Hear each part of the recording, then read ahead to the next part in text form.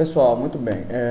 Eu resolvi aqui fazer para vocês alguns vídeos tutoriais que auxiliarão vocês na realização dos processos do SPSS, né?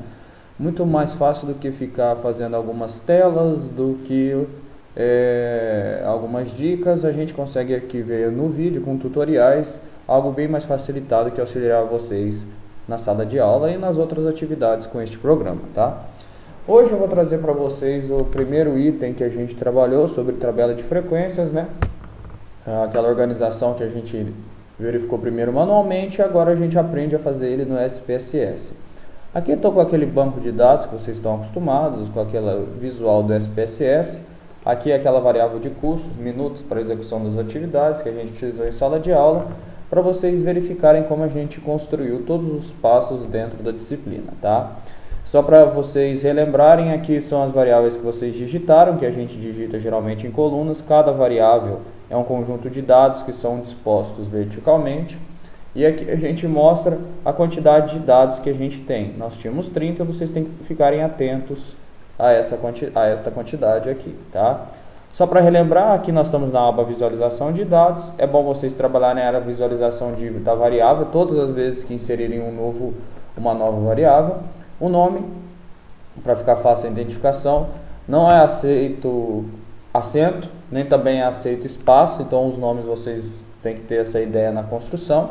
E o que interessa para a gente é essa coluna aqui de medir ou medida, que é o tipo de escala que a variável é inserida, né?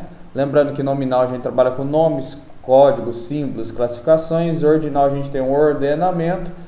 E a escala, a gente vai trabalhar com as escalas intervalares ou razões. A gente vai trabalhar geralmente aqui com dados numéricos, que é o nosso caso aqui do exemplo. Então sempre lembrem de fazer essa escolha, senão o SPSS não terá informações suficientes para operacionalizar os dados, tá? Voltemos à visualização de dados. Aqui a gente tem só uma informação a mais relevante para vocês. Todas as vezes que vocês forem importar algum tipo de dado, a gente clica nessa pastinha ao lado aqui da amarela, né, que ela tem essa relação para vocês coletarem os dados. Abrirá uma nova janela aqui, arquivo do tipo, tá? Esse arquivo do tipo é bom a gente sempre colocar todos os arquivos, que aparecerão os arquivos do tipo Excel, que é onde a gente realizará a importação. Então aqui vocês clicam e fará a importação, que no nosso caso foi mais digitado, então não tem essa influência.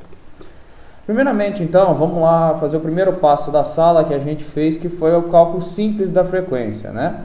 Então, a gente vai aqui em analisar, estatística descritivas, frequência, tá? Lembre-se que do lado esquerdo estão as variáveis que a gente possui, do lado direito são as variáveis que a gente quer analisar. E, inicialmente, aqui não nos interessa essa marcação de exibir tabela de frequências. Clicamos nela, passamos à direita, ok? Deem um ok. Aparecerá uma nova tela de saída de resultado, indicando que todos os nossos dados foram válidos, e ainda uma tabela de frequência de todos os dados dessa variável. Vejam que não há uma organização, há o apontamento da quantidade que cada dado tem de frequência e o percentual das variáveis em relação às frequências dos dados, simples e acumuladas, tá? Vejam que aqui a gente tem que, por exemplo, que o dado 87 aparece 2 vezes, o dado 100 aparece uma única vez. Então aqui são as informações que a gente tem com aquele primeiro passo que a gente viu em sala de aula, que não é tão satisfatório, tá? Voltemos então à tabela de dados, essa visualização, e aí a gente vai para aquele outro passo que a gente aprendeu, que é dividir a tabela de frequências por intervalos, né? Vocês vão transformar, procurarão discretização visual, categorização visual ou visual binding em inglês, sendo que esse símbolo é o que vai direcionar vocês, né? Deem um clique aqui. Novamente, aparecerá essa tabelinha aqui de esquerda, aquelas que a gente possui, e direita que a gente pretende analisar. Transforme para cá, deem um continuar, tá? Vejam que essa planilha aqui de informações nos dá algumas opções de operacionalizações. Mas o primeiro que vocês têm que verificar é o seguinte: qual variável a gente está trabalhando? Custos. Quando a gente faz esse processo no SPSS, a gente está criando uma nova variável. uma nova variável que terá uma característica ordinal, porque vão ser criados intervalos de variações dos dados, onde a gente conseguirá criar as tabelas de frequência. Por isso é bom a gente sempre colocar o nome dessa nova variável aqui, que vai indicar essa nova criação. Então vamos colocar aqui custos underline nova, ok? Vejam novamente que a gente tem aqui informações dos valores mínimos e dos valores máximos que a gente tem. E não existem valores ausentes, tá? Novamente aqui nós temos um quadrinho que mostrará todas as informações que a gente construirá, tá? Vocês verão o andamento dessa construção. E aqui a gente tem informações que nos afetarão nas escolhas. Esses pontos finais superiores são aqueles limites superiores que a gente viu no cálculo da tabela de frequência manualmente. O incluso é quando a gente faz aquele tipo de construção da tabela cujo valor do limite superior da primeira classe, por exemplo, é repetido no limite inferior da segunda classe. É aquilo que eu mostrei para vocês, que é aquela bolinha cheia com a setinha ao contrário. Ou seja, supõe-se que a primeira classe varia de 67 a 79. Há a repetição do 79 ao final da primeira classe e o 79 no início da segunda classe, porém o 79 só entra na segunda classe. É quando os valores são repetidos em relação ao final de uma classe e o início da outra, mas não necessariamente os dois valores entram nas duas classes, né? Outra opção, que é o excluído ou não incluído, é quando a gente tem a variação de intervalo sem essa repetição de valores. Foi o que a gente fez na aula. Então, o primeiro intervalo, a primeira classe pode variar de 67 a 78, o segundo de 79 a 91, o terceiro de 92 a 103 e assim vai. Então, não há repetição dos valores, fica muito mais fácil de entender essa variação. Então, para a gente que construiu dessa maneira manualmente, eu sugiro a opção excluído ou não incluído. Tá? Após isso, nós vamos trabalhar com esses dois botões. O primeiro botão que a gente vai clicar é o botão criar pontos de cortes ou fazer pontos de cortes. Após o clique, vocês verão que abrirá uma janela novamente que tem algumas informações. Essa primeira informação, primeira localização do ponto de corte, é quando a gente vai começar a construir os intervalos de classes da tabela de frequência. Essa primeira informação, vocês vão digitar o menor valor de dado que vocês possuem da variável, tá? Que é o primeiro intervalo da primeira classe, é o limite inferior da primeira classe. Deem um tab. O número de pontos de cortes é a quantidade de classes que a gente quer dividir a tabela de frequência.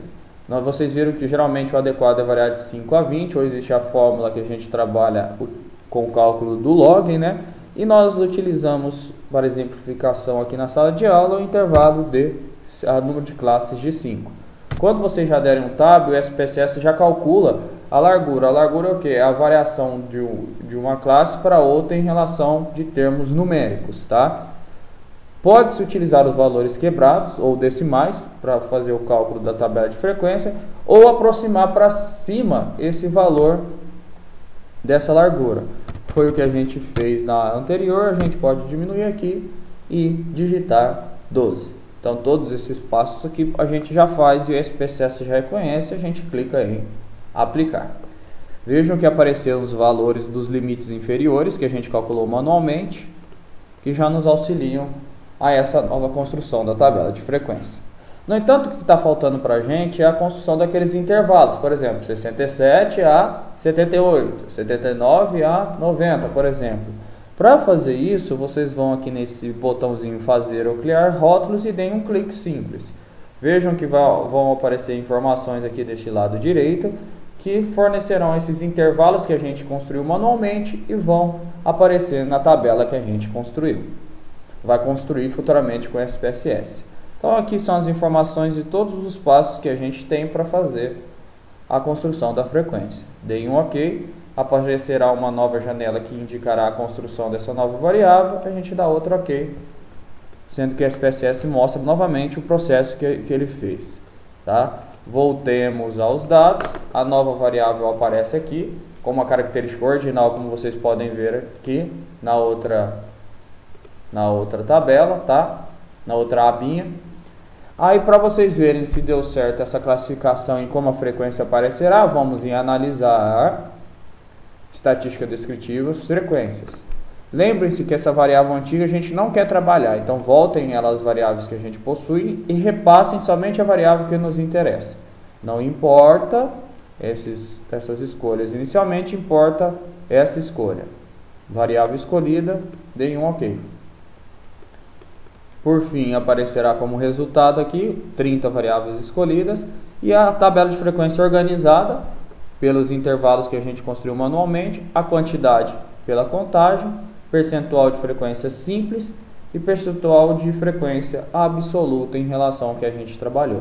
Então vejam que esses são os passo a passo que a gente tem em relação à construção das frequências, das tabelas de frequências em relação ao SPSS.